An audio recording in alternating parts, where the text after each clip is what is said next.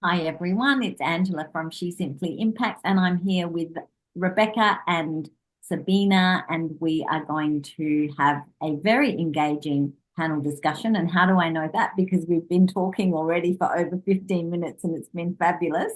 So, the topic that we're covering today is the courage to reinvent, pivoting, starting over, and or showing up again. So this is relevant for all of us, I would say. And I'm going to hand it over to Sabine Armbruster to kick it off.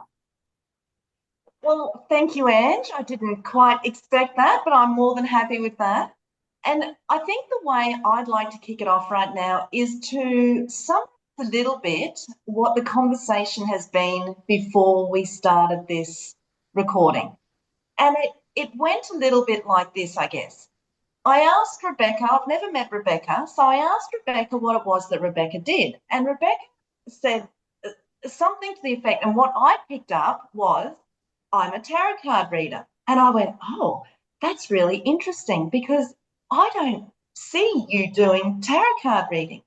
And so we had this conversation about, doing what we do and how we talk about what we do versus, how we feel what it is that we do and who we work with. So we went in a little bit deeper and we realized that both of us have had a few transitions in life and a few changes. And I guess that for me is the topic today, the courage to reinvent, because where I went was I've changed the language that I use. I instead of instead of saying that I work with women to transition them from one-on-one coaching to group coaching, I actually work with women that are in the start of their business and I help them grow and scale, and that is a part of it.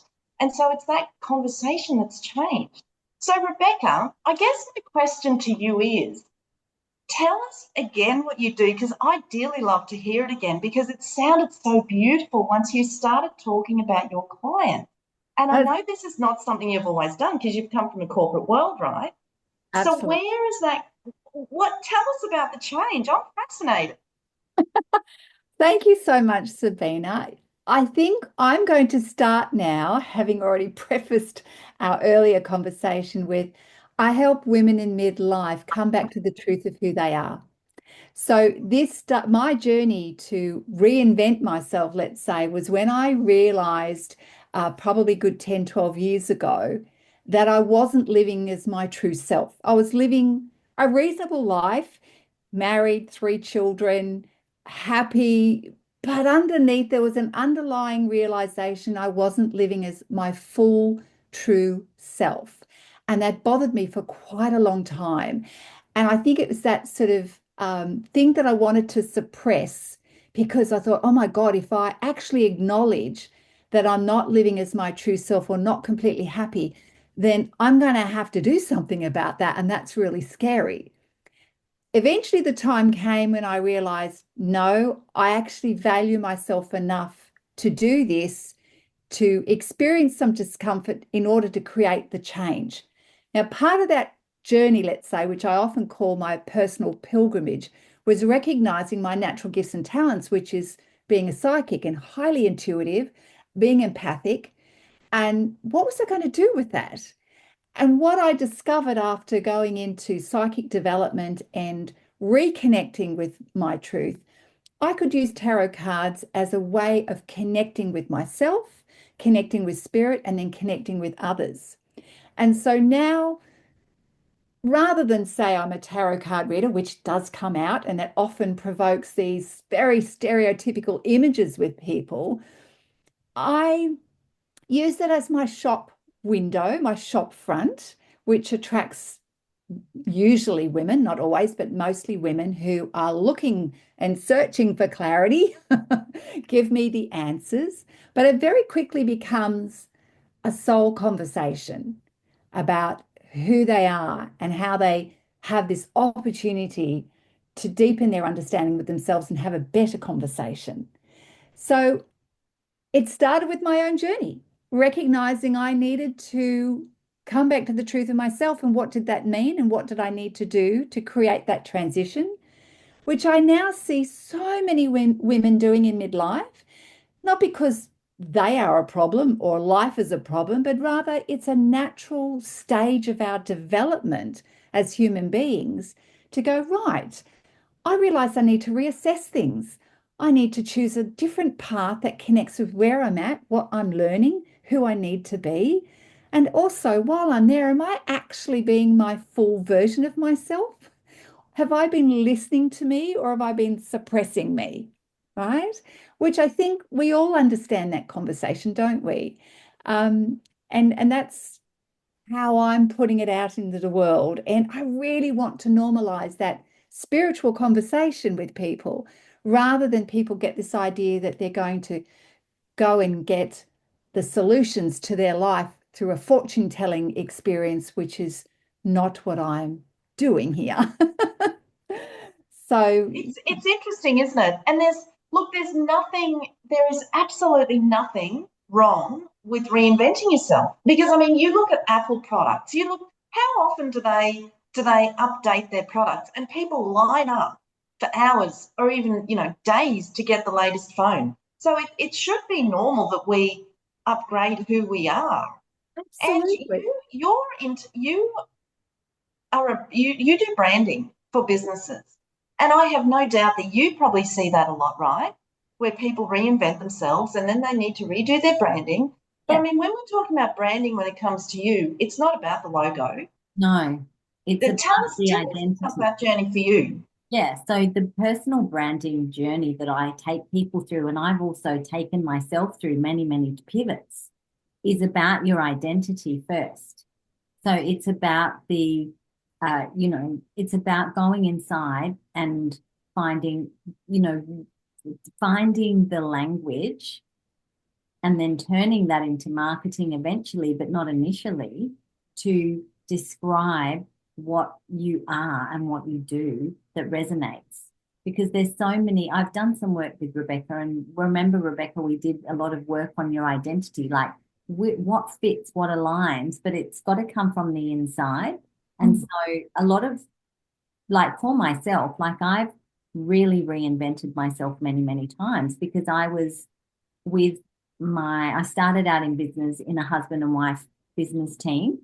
I hid behind him because he was very, very confident and clever and very good at networking and sales. And I was always shy and I always had an issue with visibility. And I can take that right back to when I was even a toddler. There's pictures, I hated having my photograph taken. If there was a camera pointed at me, I would cry and so there's pictures of me crying. I didn't like visibility. I didn't like the limelight.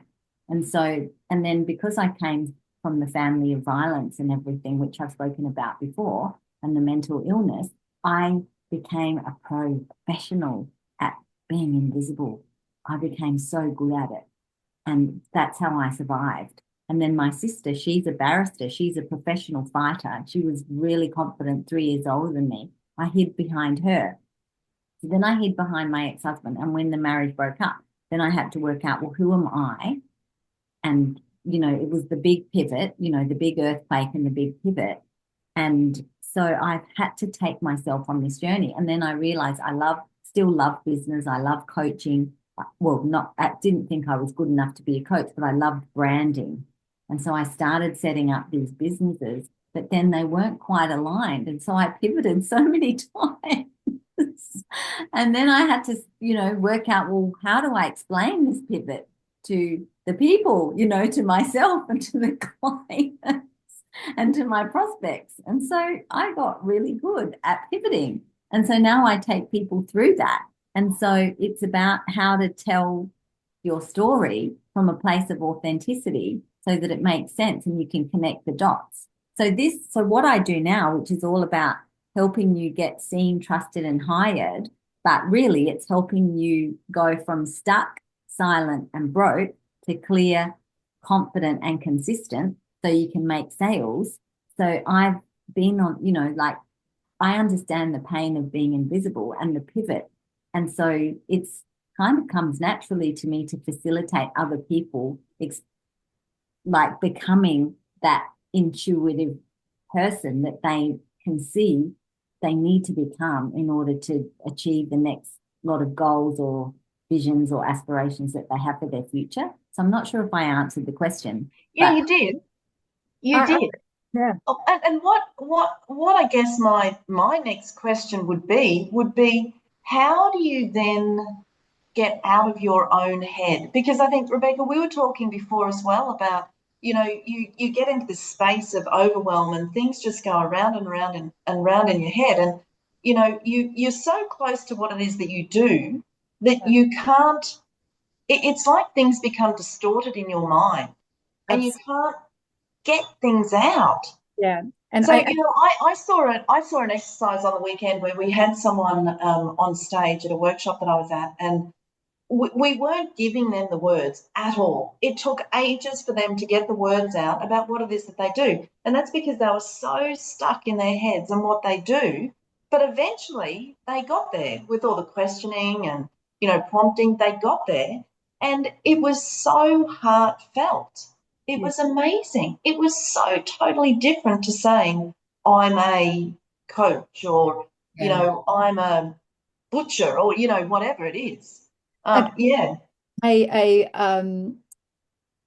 What I've understood is that a title means very little. It does put us into a category where people might be able to understand very broadly what it is that you do, but you've really got to resonate it with at the heart space. And when you're unclear about how to articulate that, what that is, I like to take women on a journey of, first of all, helping them to release from that noise in their head.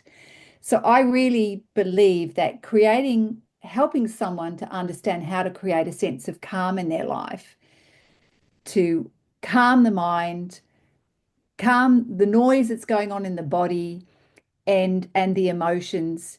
And then you're at a space when you can actually start to gain clarity and to release from that noise and to get that person to come from the head to the heart to understand what's most inspiring them and what feels natural to them, and to give themselves permission to say, it's okay for me to be me. And I don't need to be perfect, but I'd love to be all of me, not just some of me.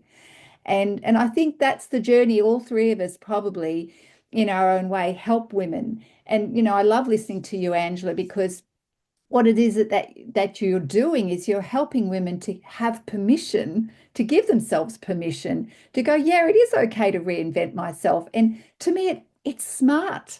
To stay in one place forever in your lifetime is just about fear of change. Because we are changing, we are evolving across the decades of our life. And if we're not acknowledging that, it means we're not stepping up to be our true selves. So I think this whole topic of reinventing or reassessing or, deciding, oh, okay, I'm no longer aligned with those values or focus in my earlier life. So it makes sense to have that conversation with yourself, to reinvent yourself. And it's okay. Gone are the days of staying, for instance, in a career for 25 plus years and you're meant to stay committed to that forever. I don't see the sense in that. When humankind is evolving so quickly and our ability to be flexible and create change for the better, not change for change's sake, but change because of we're transforming, we've got to put it on the table and say, hey, this is okay. This is a smart thing to do. And let me help you get to that space of ownership. How to articulate that. And why is it so hard then for us? For us women in midlife, why is it so hard then for us to reinvent ourselves and for us to change? Because the young kids coming through, they do it all the time, like sometimes daily. Yeah. But why is it so hard for us?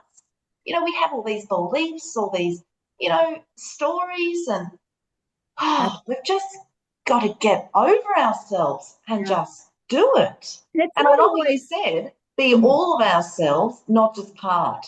Yeah. And that's why I love personal branding, because it's the personal, bringing the personal into the professional. It's the marriage of the two. And so for me, it was like being a poet, So I remember when I brought my poetry into my business and the trepidation I felt, because it's like, oh, people are going to judge me and, it's like really wacky and but that's really the true side of me is that wacky side, and I'm learning. I'm still not fully there where I want to be with it, but it's coming, and I'm giving myself permission more and more. And when I released the change on social media and did a video, this was back in, might have been 2021 or something like that.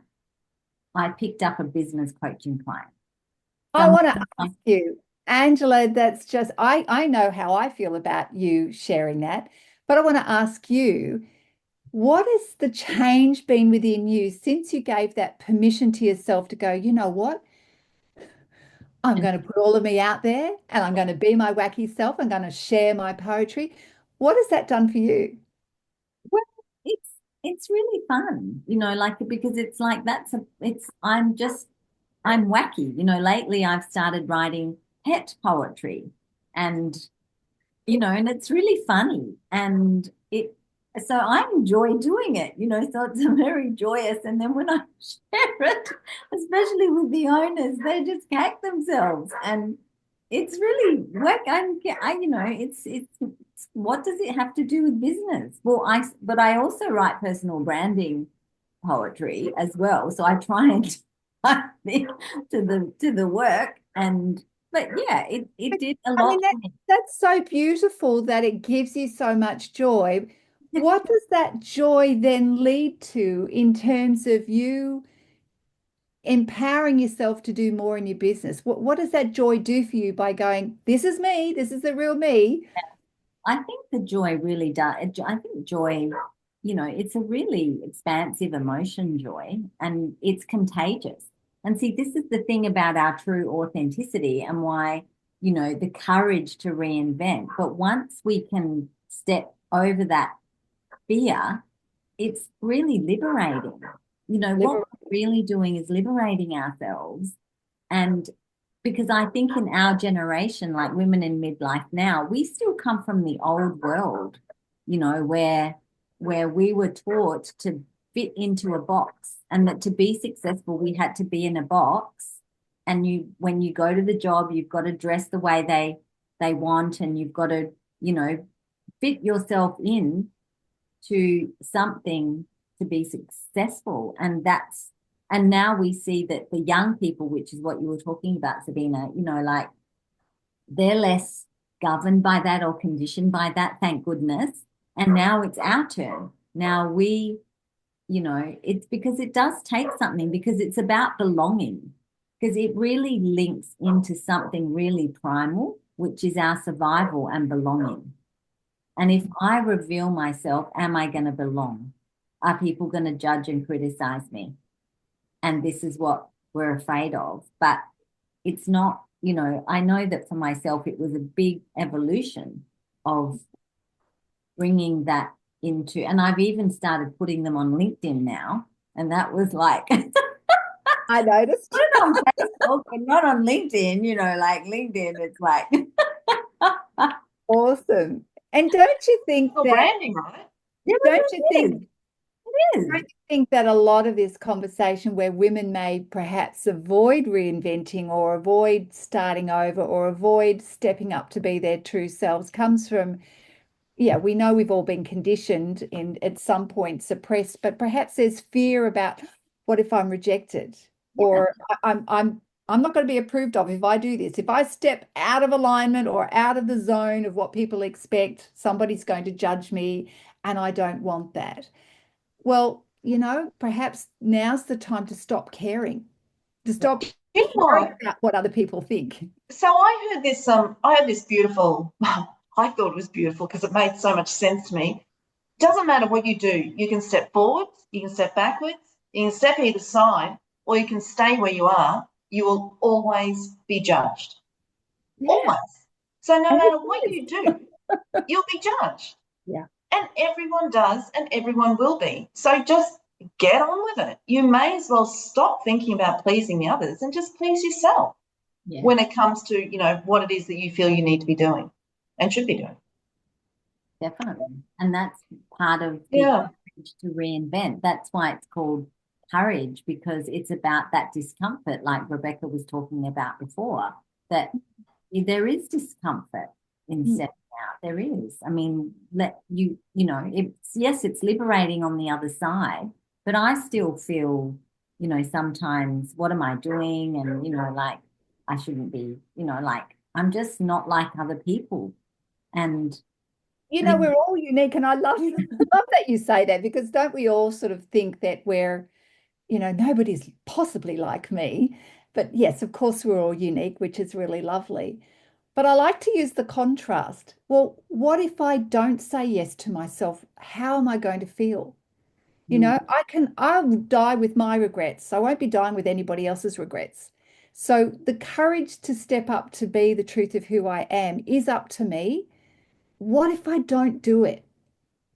I end up doing repeat mode of going round and around, probably not feeling great about growing myself or doing what is a natural part of me, and therefore never experiencing the joy. Thank you, Angela, because I'm listening to the rhetoric either in my mind or out there. But really having courage to get initially uncomfortable and taking that leap of stepping to the unknown, that can be exciting. Yeah, life's going to change. I'm going to have to make some adjustments in my life. And yeah, not everybody's going to be on the same page as me. But what if I never do it? What if I never discover the best of me and what I am capable of? yeah, How will I feel? no, that's true, because Do you? that's right. Because Sabina and I went to Bali recently, and we spoke at a One Women's Summit, a Fearless Women's Summit. And that was the first time that I actually got the book that I published and shared some of the work publicly. And I published the book in October of 2022. But what I realized was that, it's really worth it. Like, it's not worth having a regret. And then, because in the end we get resentful. And in the end, and I said in that talk, I didn't know I was a poet. See, there's things about us that we don't know about ourselves yet. And that's why that staying the same thing. If we stay the same, we're never going to know what other gifts. But I think we have an intuition about what our gifts are, or things we've buried that then come back. And so so I fully agree about that courage to keep evolving, because there's things about ourselves and gifts that we have that we haven't developed yet. I completely agree with everything you're saying as well. But do you really think that saying to yourself, I don't want to die with regrets, is a big enough reason to actually find the courage to make a huge change? Or do you think that fear of judgment is actually bigger? Because I know for me, for many years, the fear of judgment was a much, much bigger fear than the fear of ending, my life ending with regrets. So what is it that we need to do? What is it that's going to make us, find that courage? It has to be a big hurt somewhere. I think you've got to find it. What we do know is that as human beings, we are geared to avoid pain more than we are to go and be our best version of ourselves. And it's often, and that's okay, that's just acknowledging what drives us. And I think the pain aspect can be really beautifully leveraged to give us a kick up the bum, to make us realize what we could do as a different choice. And quite often people don't do anything for a long time when they're staying in their comfort zone, because staying in the comfort zone of no change is, okay, I'm not going to get hurt. I'm not going to be rejected. I will avoid being disapproved of. I'm just going to stay here because it's safe. It's safe and it's easy. But usually something in life is going to happen that'll be that catalyst. Yeah. And quite often when we ignore that calling to evolve or go to the next level, the universe is going, like, this is the language I use, the universe is going to come in and give you, first of all, the tap, then it's going to be a shout, and then it's going to be a boof off your stool. And that could be an accident, the loss of a job. It could be a relationship breakup. It could be getting really sick. Eventually, when we're not in alignment with the truth of who we are, the imbalance is going to tip us over. And we often wait and wait and wait until that last moment where a big catalyst happens and boof, we've got our attention has been grasped. And only then, when we're in so much pain, we go, oh, maybe I need to change something here. And at that point, we need to be aware of it. Oh, gosh, we need to be aware a lot sooner than that. And we often are aware of the changes sooner than that, but they're not big enough. And you're right, it's that slap that eventually does knock us off the perch, that, makes us go, So yeah, you've just got to wait for that, I guess. And that's that. I don't know. I trust the universe. I trust the journey that we're on, and I trust that everything happens at the right time, for us. And that's hard to live with for a lot of people, I guess. I guess it is a choice. I mean, evolving in your life is a choice. Some people are quite happy to say, "No, I'm fine with where I'm at." And other people are perhaps more motivated than others who want to change and grow and see the benefits of that. And it is a choice. I know for me, I would rather help educate women, or anybody for that matter, on how to live a life that feels more fulfilling and more inspiring, and learn to be responsible and accountable for your life, only because you get to enjoy life at a much bigger and better level and to experience fulfillment. That's got to be so much better than same old, and watching yourself get fat or sick or depressed or lonely. That's not okay for me. And I don't think many people, if they really saw the black and white of it, would go, oh, yeah, I'm just going to sign up for a very okay life and I'm going to let myself get sick and depressed. Oh, I don't know if people really would want to sign up for that. But if our conversations with people who are ready to put their hand up and say yes, and of course not everybody is, if we can somehow open that door of awareness to people to say, did you know that there's so much gorgeous magnificence in you that you haven't tapped into, that's going to help you have an amazing life, to feel more joy on a regular basis and not be reliant upon your external world to feel amazing. Did you know that you can have that? I would rather have that conversation than wait till people feel like they're broken and there's no hope and then go, help. I'd rather catch them before then. I would too, unfortunately. So, okay, can I go down another little path here? Why do you do what you do? And why do you do what you do? Like, why do you really do what you do? Yeah, well, I think it comes back to the story I shared before, because visibility is the thing that I really like, the fear of it and the resistance to it, and the what it takes to evolve and become visible for me is something that it's a deep journey. Like, I really get the pain of being invisible because of my own pain with it. And that the more invisible we are, the less, if we know that we see this potential. And so I do what I do because I understand the pain that comes with not doing the doing, not taking the action when you can see and your heart really wants something and your truth wants something, but you're not doing it. And it's, and so I've had to take every time I've really massively evolved, it's been with a major trepidation. Like, I've had to have people around me. Like, when I became a coach, I had Shannon there who was pushing me out the door and saying, you have to go and be visible. You have to do this. And then I would come to the sessions, and for 2 weeks, I circled around before I actually put myself out on social media, because it was a completely new pivot. And then all the imposter syndrome. So I really understand the pain that comes, the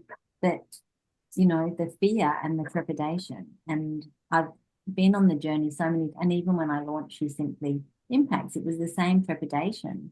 and the same experience of the fear of visibility and that, and I'm still grappling with it. So it's something I'm still grappling with, but I certainly know that I I can really help the people that have this trepidation the way I do.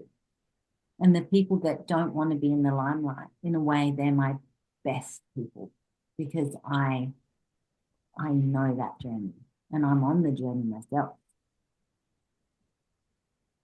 Beautiful. Yeah. How about you, Rebecca? Why do I do what I do? Yeah, why do you really do what you do? For the same reasons, really, because I've walked that path of not being my true self. And I got to a place in my life where I seemingly had everything together. I had the life I think was pretty amazing when I look back on it now. But I was sad on the inside because I knew that I was hiding a part of myself and it didn't quite fit the mold or the culture of the family and environment that I was in. And so there was always a level of, of dissatisfaction and a lack of fulfillment and maybe being a little bit of an imposter, that I wasn't being all of me. And it really bothered me. Like I let it sit on my heart for 7 years or so. And it just has this insidious uh, effect of influencing other parts of your life, your relationships. And you don't think it's happening, but it is. It always is. So I've learned through experience when you're not living as your true self, you're not honoring that aspect of you, it starts to impact and put a shadow on everything. And so through my own self-reflection over periods of years, I noticed I started to externalize everything. I was blaming my work environment for this, that, or whatever. And my husband at the time, my mother, who had an impact on my life, all these bits and pieces, I was going, well, if only that would change, I'd be okay. And of course, then realizing with time that that wasn't the case, that I needed to own my own pathway of being true to me. And it was my responsibility, nobody else's. And I guess I do what I do because I've worked that journey. I feel the pain of not being true to myself, but I now also feel the joy of giving myself permission to go on that journey and to have that conversation. Have I got there? Heck no. We're all work in progress. There's always layers of that, but I feel that I'm way closer to living my true self than I was, say, 10 years ago. But there's always room for growth there. I do what I do because I want other women to see how they can live their truth. And with my own abilities to see into the soul of people, I see their magnificence, and every part of me wants to help draw that out of people so that not that I'm sitting here telling people about themselves, but being able to create a situation where someone naturally is able to open up and see their own magnificence. Because it has to be a free choice to do that and a desire to be your true self. And I know how liberating that feels. I think there always is that aspect of feeling free to be your truth, feeling liberated. You can only do that when you're being your true self. And that's why I do what I do, is help people to see their own truth and to go on that pathway, which is going to be unique to everybody. And what about Sabina? How about you? Let's turn it back to you. Do share. Why do you do what you do? Look, I had a great upbringing. I can't complain about my upbringing at all. For me, it was all about, I guess, and I think I shared this story for the first time, Ange, when we were in Bali as well. Um, we had a construction company for 25 odd years. And although I was a building designer, it was always the construction company. And I was always in the background. I was the tradies wife, I suppose, and I always did all the background work. And there came a time where my husband at the time couldn't build anymore. And we both wanted out of the building industry. And so I spent years helping him work out what he wanted to do. And then once that time came, it was like, oh shit, well, bloody hell, who am I? And I had this conversation one day with a lady because I did a lot of volunteer work at the primary school. And I had a conversation with someone one day and I said, well, what do you do when you're not here? And, she was quite frustrated by not having studied, not having done what it was that she really wanted to do. And she was young, but for her, it was too late. And I've just gone, oh my God, you're basically throwing my story back in my face. But I know I can change that. And for some reason, I don't know how or why it happened, but I felt a responsibility for her, and I felt a responsibility for a lot of the other mothers that were trying to get out of their corporate jobs and taking care of their kids, dropping them off in the mornings, picking them up, taking them to sport, being there for them, right? And they had to compromise their own life because they needed some sort of income. And so they had to go back to work. And it was like, why do we have to compromise so much? Like, why can't we live the life that we actually want to live? Why can't this be a true partnership? Mm. And so for me, it evolved that way. I think for me, it was just this incredibly deep feeling of women shouldn't have to compromise. We should not have to compromise. Like we deserve to be ourselves, absolutely, and we deserve to do what we want to do. And like we were talking about regret before, we deserve to live our life and then not have regrets. And then I hear these damn statistics about women in their 50s and older becoming it's the biggest group of women becoming homeless in Australia. And it's like, why? That doesn't make sense. Does that mean these women have given all their lives and now all of a sudden they don't have the capacity, after separation or whatever it is, to step into something that gives them enough income to, rent a place? Or the whole situation is frustrating to me. Like, it's seriously frustrating to me. And I believe that everyone has something, knowledge, experience, wisdom that they can teach others, that they can create a business out of, Yeah. and do something for themselves. And I so love that's why. I love that. Thank you, Sabina. You've just told my story. That's my life story, 100%, and I'm not alone in that. And I know, Angela, you can relate as well. And look, I was that supportive wife and mother of three, and put my then husband as the priority.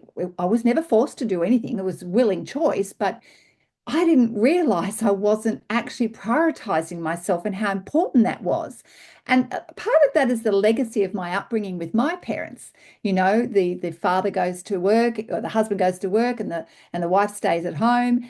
And that was in our generation, that kind of became our story or our conditioning, which didn't quite work because we were entering a new phase of awareness that, well, hang on a minute, does that work for me? But yet I was still in that pattern of behavior. And it got to a point in my life where I went, I haven't followed the career I thought I wanted. Yes, I loved prioritizing and raising my children. That I don't, regret that one bit. But I forgot to notice me. I forgot to discover more of me and to ask myself the deeper questions. Why am I here? And how can I contribute? And I kind of call this phase of our life the third phase of our life. And it very much is about the phase of contribution. And hey, I totally own all of my choices. And I love where I'm at in my life now. I love that I have choice and I'm giving myself permission to find my way. Is it easy? No, because when I made that decision to prioritize me, I literally started from scratch with a mattress on the floor, right? And letting go of all of my previous life and belongings. That's tough. And I think there is a whole generation of women experiencing something very similar right now who are going, yes, I want to give myself permission to grow and evolve and be me, but I have nothing. What do I do? How do I do this? And I think we're all still figuring that out, and our community needs to really come on board to support women at our age and stage because we have a wealth of wisdom and experience to offer so many people in the community, and we have a right to be able to do that. What I am seeing is a return to the recognition that women do beautifully, powerfully when they collaborate.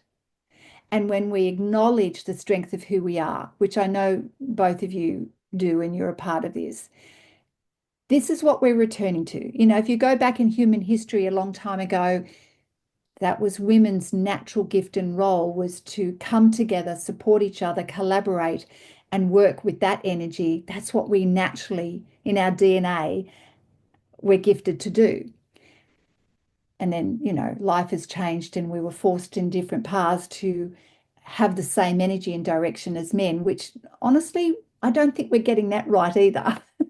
To recognize as women, we actually are created differently and we work differently, think differently, and we have a different energy cycle. So it's a different conversation. So to honor who we truly are is to honor our differences, to honor that we have a pathway that's important in the world as much as it is for men. I love men and I love their role and what they do, but women are powerful and they need to realize how they can give back and contribute. But yeah, we need to support each other as we work out how to do that. You know, how we get to collaborate and contribute from a really healthy space, not from a victim space, not a poor me conversation, but an empowered conversation where we help each other and lift each other and to see the truth of who we are. And I think that honestly is the starting point. It really is. And you know what? Do you know what? I think there is someone for everyone. Not in a sense of partnership or love or something like that. You know, when we're all business people here, right? If we're afraid that if we show our true selves, that our clients or the people out there won't like who we are, that's completely not right. You know, I believe it doesn't matter what type of personality you are, there are always people for you. So 100%. you may as well just show your true personality Yeah. and be you. I think this comes round about back to the conversation of, is it okay to reinvent yourself? Hell yeah. Because if it means you're going to be the truth of who you are and you're going to show up with your natural gifts and talents, then I say yes.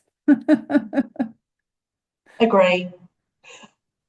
And say yes, that she simply impacts. And that's why we're here to be to support women to be heard, supported, and become unstoppable in business, career, and life. And we have an amazing community of coaches, including Sabina and Rebecca. And, you know, it's just an amazing community that we have. So we're here for you and we're waiting. And we are honored to, you know, help you on this journey as we also navigate it for ourselves, you know, the courage to reinvent, the courage to collaborate, the courage to contribute. So on Yes. that note, I think we've had a great conversation. As always. Yeah, no, it's been very inspirational. So thank you for listening, and please jump on board in She Simply Impacts, www.shesimply.impacts.com, and you can come and get coached with Sabina, Rebecca, and myself at different times in our And many others. yes, and many others, which is incredible. So take care and bye for now. And thank you, ladies. It's been really fun. Pleasure. Thank you.